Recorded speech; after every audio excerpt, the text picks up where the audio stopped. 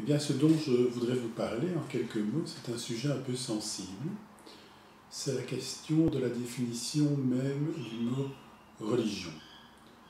Alors, tout le monde croit plus ou moins savoir que le mot religion est universel.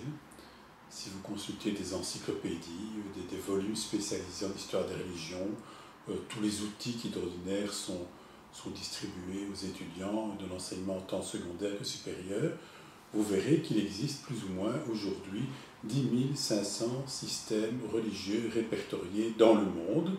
Autant dire que moi-même et mes semblables ne sommes pas réduits au chômage technique. Et pourtant, en y regardant de plus près, ce mot religion, qui semble très communément admis, l'est moins qu'on ne le pense. D'où provient-il ?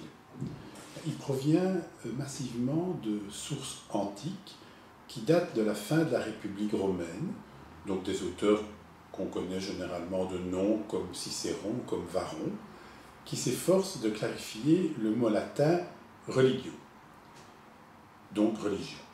Ils le font à un moment de l'histoire de Rome où Rome a rencontré le monde grec, et donc les philosophes grecs. Comme on sait, Rome n'avait pas à proprement parler de théologiens. Rome avait des historiens et des juristes. C'est eux qui définissaient l'intersection entre le visible et l'invisible dans la société romaine classique. Mais lorsque les Romains ont rencontré les Grecs, la question des concepts est devenue importante et définir les concepts est devenu essentiel. Donc Cicéron et Varron se sont efforcés de définir dans leur propre tradition le mot religio. Alors Cicéron, qui connaissait son latin, l'a fait de deux façons différentes. La première, il a tenté de ponter le mot religio avec la tradition latine elle-même. Et la deuxième, il a cherché étymologiquement d'où provient ce mot et il l'a rapporté au verbe religere, à savoir relire. Pour Cicéron, la religion, c'est relire avec soin, diligenter, dit-il, sa propre tradition. Et donc la religion est d'entrée de jeu un acte qu'on pourrait qualifier de philosophique, ce qui est très curieux parce que dans nos cultures aujourd'hui, nous ne raisonnons plus de cette manière. Un acte philosophique qui l'oppose, et ça devient intéressant, à l'idée de superstition. La superstition donc, c'est le fait de rapporter à son propre intérêt ou à l'intérêt de son clan les discours de la tradition. La religio, c'est être capable, en quelque sorte, d'universaliser cette notion, de faire abstraction de son ego et donc de prendre la parole concernant sa propre tradition dans l'intérêt de tous. Donc on le voit, le mot religion, en un premier temps, n'a pas tellement une origine étymologique conforme à ce que nous pensons aujourd'hui. Un autre auteur, plus tardif apparaît, c'est Lactance.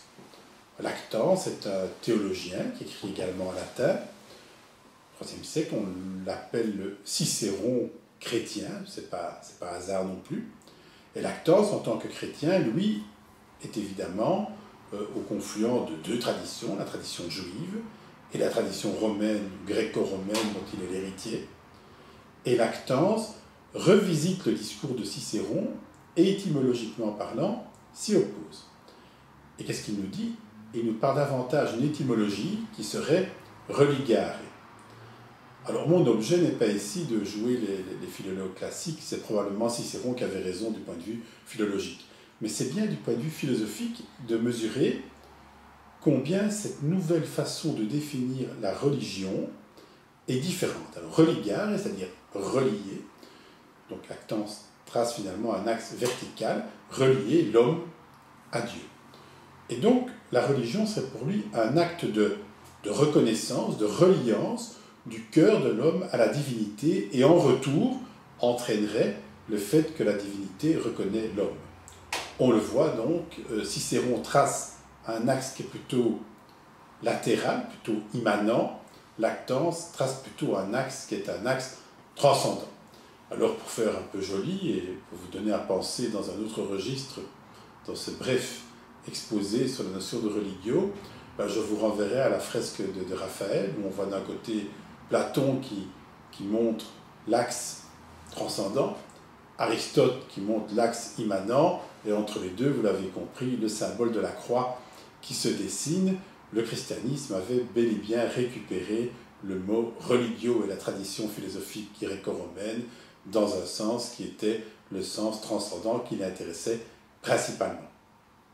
Et pourtant aujourd'hui, quand les historiens des religions étudient de façon critique la religio, force est de constater que c'est plutôt le vieil axe de Cicéron, la première étymologie qui est intéressante et relevante, c'est elle qui nous parle essentiellement de la façon de vivre, de la façon d'être et de la portée de certains actes qui, dans leur particularité, parfois, peuvent revêtir une dimension universelle.